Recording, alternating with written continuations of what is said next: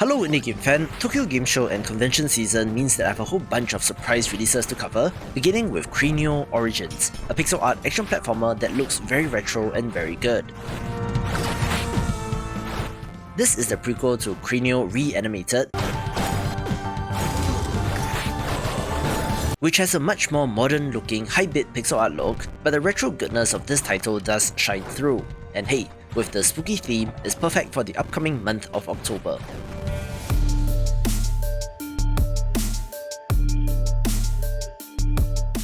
We're going back to August with the release of Tiny Tactics, a game which I can best describe as auto chess tower defense, since players of those games will see the very familiar UI element with player scores in the top left. You're still purchasing units and attempting to fuse them into a higher tiered version, but these units are then placed on a tower defense type map to fight off incoming waves of enemies, instead of battling the opposing army, where meta progression elements like a talent tree does enable some additional layers of strategizing.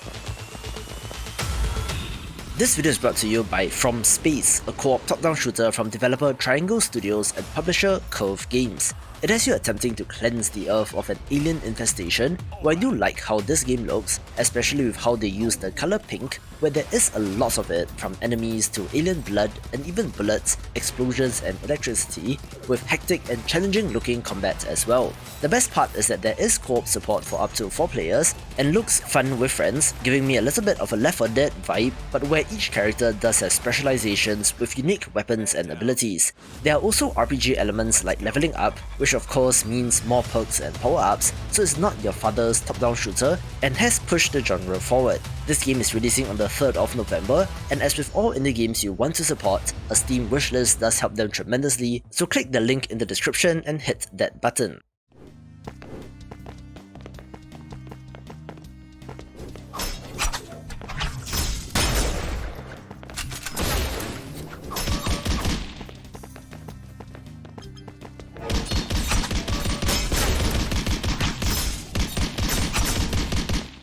I had my eye on Machina Blade since of course it is another good looking pixel art platformer, but where the combo kill meter and action looks particularly interesting, where this game released out of nowhere, so I missed it when covering new releases.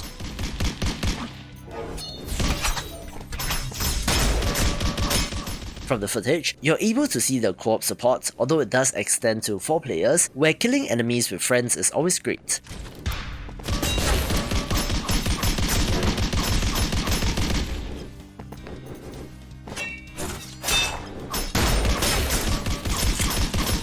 While the game is decent enough, a very common complaint that I have seen is the length of this title, which may clock in at just 2 to 4 hours and feels like an early access game even though it isn't one, so I'll be curious as to what the developers do with this game.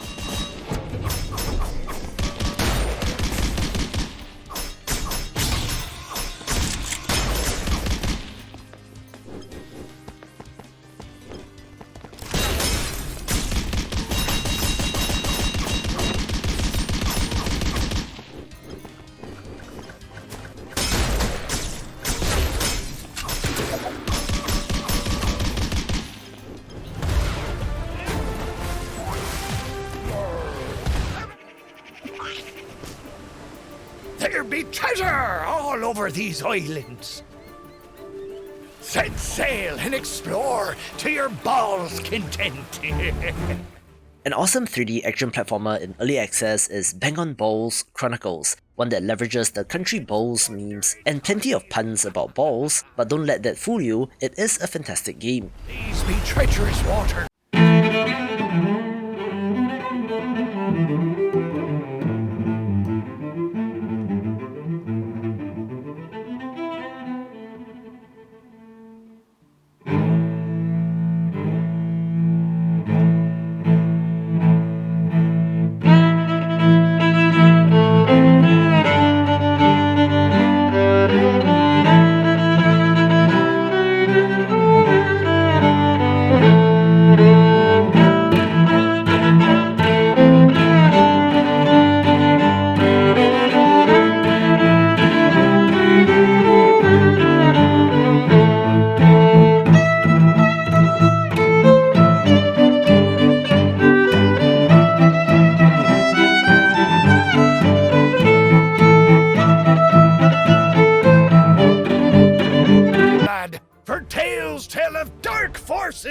work here.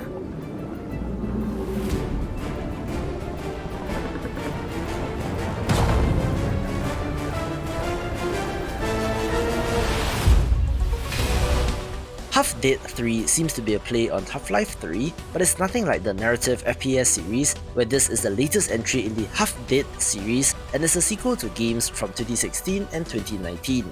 This is a co-op first-person title where you and your friends are on a game show, having to explore and survive a series of deadly rooms filled with all sorts of traps and hazards. While there is new content as compared to the earlier entries, it appears that the novelty might have worn off, with people still swearing by the second game, but if you're up for something new, maybe give this a shot.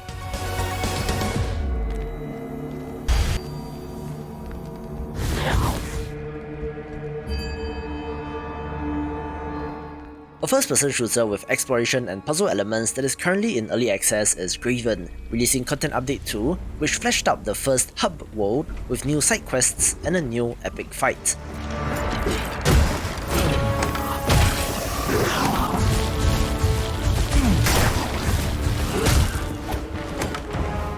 There are also plenty of polishing and balancing changes since this game launched in rough shape, so it's nice to see the developers listening to feedback where this has been compared to Hexen, so if you love those games, keep this on your radar.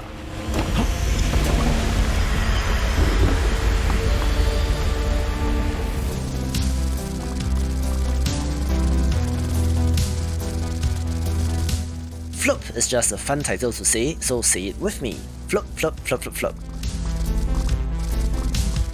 Evidently, this is a Vampire Survivors style action roguelite where enemies are swarming you on all sides, but the key difference here is that you are not moving at all, instead relying on towers, looking like a fascinating change of pace.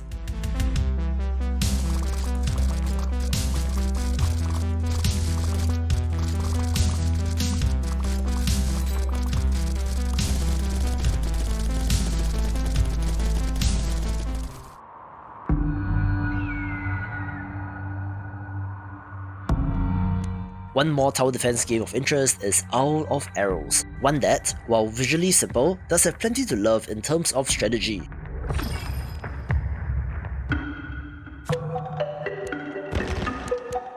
I do love my tower defense games, so it got my attention, but the tower placement aspect is intriguing, taking inspiration from traditional board games and will be for fans of the genre.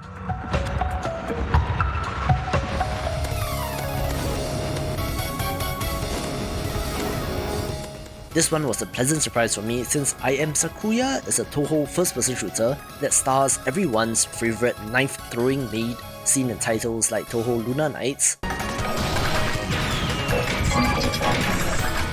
but flips everything on its head with the first-person perspective, although she does retain her signature time-freezing ability.